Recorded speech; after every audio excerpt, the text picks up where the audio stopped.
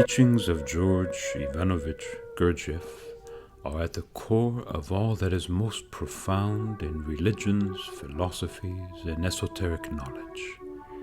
He presents us with practical, uncompromising self-discovery, self-realization, and self-transcendence. Gurdjieff said the following about his ideas.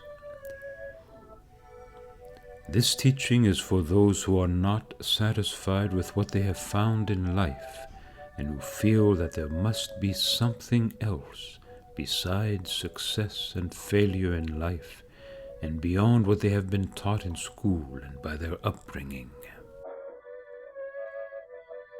The ideas that he brought to the West and the system of work on oneself, which came to be known simply as the work, have the power to transform human consciousness and its understanding of reality. Anyone who begins to practice for a time the efforts of self-observation, divided attention, and self-remembering under the guidance of someone who has understood and lives the teachings will discover their radical impact on the human psyche. Gurdjieff essentially synthesized ancient esoteric teachings and made them approachable and applicable to the lives of rational Western individuals. A seeker will find in his teachings an immeasurable treasure, the essence of so many other teachings, both spiritual and psychological, on the inner life. This extraordinary system of thought, which ranges from the most intimate psychological insights to a grandiose cosmology linking the individual with the universe, is a synthesis of practices and teachings known as the Fourth Way. It is named the Fourth Way to differentiate it from the other ways of conscious evolution: the way of the monk, the way of the fakir, the way of the yogi. Each of these classic methods of human transformation focus on different aspects of the individual: emotional, instinctive, intellectual. The Fourth Way deals with all of these dimensions at once, seeking to create a balanced individual whose inner work of transformation occurs in the midst of his or her daily activities. There is no need for monasteries, ashrams, or physical asceticism. Yet the efforts made are as intense and demanding as any of the practices which take place in those settings. The work is entirely inner, invisible, and individual. Then there is the man himself.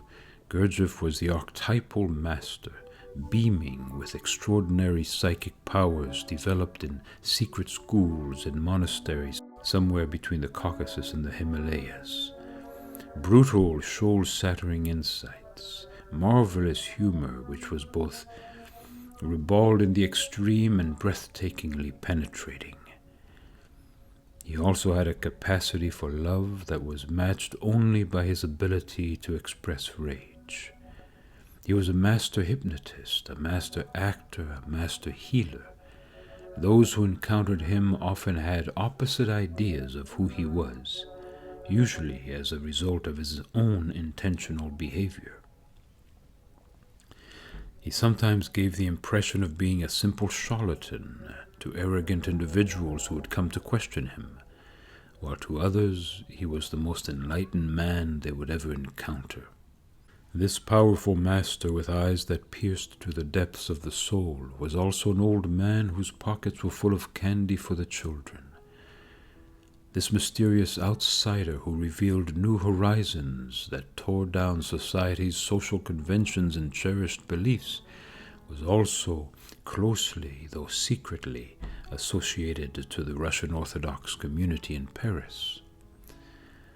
Several important teachers in their own right were born from his tutelage.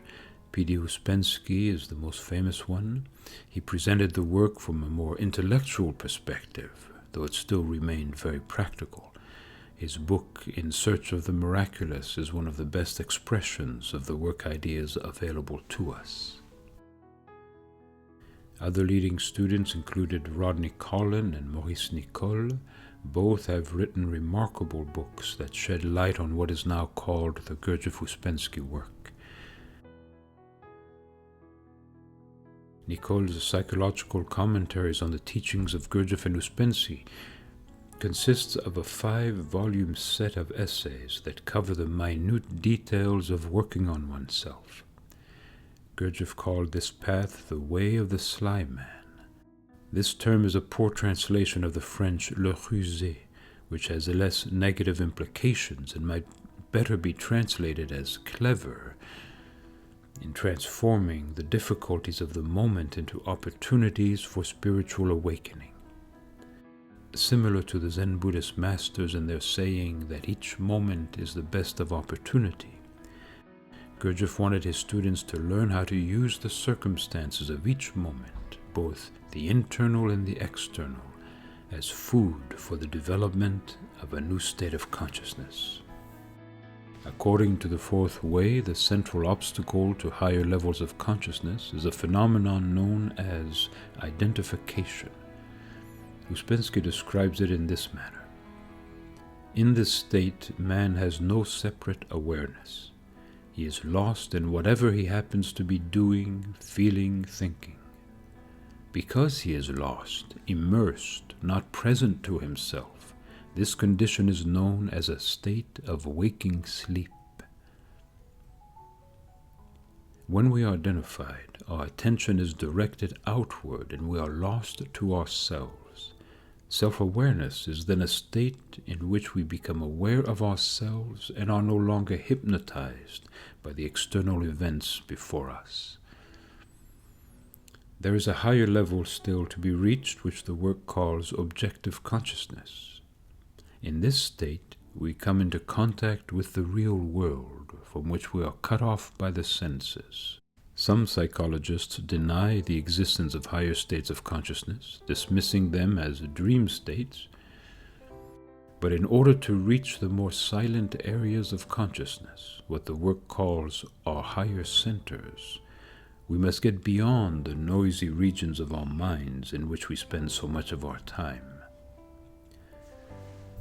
The attainment of higher levels of consciousness is closely related to certain religious practices which are found in all cultures, such as meditation and contemplation. These are difficult paths to tread because our attention is always being caught by the ceaseless chattering in our heads. Yet it is possible to become receptive to a state of pure consciousness without thought, a state in which truth is revealed to us directly, without the use of words. One of the most practical and meticulous studies of the ideas of this inner work on oneself is found in Maurice Nicole's masterful psychological commentaries. Here the reader will come upon the nuts and bolts of transformation. Nicole states somewhere in these 5 volumes of lectures given to his students that as you make progress in the work, what you took as yourself begins to look like a little prison house far away in the valley beneath you. This is a vivid expression of the third state of consciousness, or self-remembering as it is called. These flashes of greater consciousness are the unexpected results of the strenuous efforts made in order not to lose oneself in the rush of outer circumstances, to be cleansed from the acids of negativity, and to maintain a heightened awareness grounded in the present. Uspensky told his students that it is only when we realize that life is taking us nowhere that it begins to have meaning. This observation is not a philosophy, but a pragmatic realization which can fundamentally alter our perception of ourselves and of the world around us. Maurice Nicole gives a hint of these first stages of real change in his commentaries. This gradual withdrawal of energy from the customary, easily resentful and brittle feeling of I is accompanied by a gradual, new and broader feeling of I, as if one were living in a larger place. It is like being introduced to a new civilization, to another form of life. He points out that by using the inner camera of self-observation, we begin to open a mind above the level of the sensual mind. Self-remembering, then, is a process of being lifted out of our ordinary sense of self into a purified, detached space well known to those long practiced in meditation. But in the fourth way, this birth of new awareness can be accomplished while one crosses a city street or takes out the trash. Nevertheless, despite the practical approach of the work, self-remembering remains as intangible and paradoxical as any spiritual exercise. Reminiscent of the Zen koan, Rodney Collin told his students that we cannot remember ourselves until we forget ourselves. And at the height of his powers of understanding, he united the fourth way with the wisdom of all times and places. To feel beauty, to feel truth, that is self-remembering. Self-remembering is the awareness of the presence of God. Gurdjieff broke through the dogma of institutional religion and revealed the dynamic truth within the teachings. He made clear the psychological insights beneath the rust of rote repetition and blasphemous misuse of the words of enlightened teachers. His insistence on verification forced the student to come upon the stunning fact that life is indeed more than that which the senses perceive, and to reinterpret spiritual insights in the context of their own lives. Belief was to give way to experience, and experience to transformation, so that the new man could emerge out of the ashes of rejected illusions.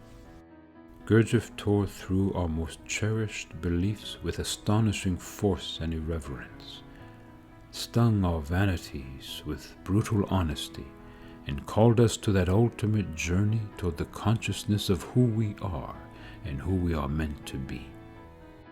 Behind the exotic masks of this oriental magician, rogue, teacher, was great compassion.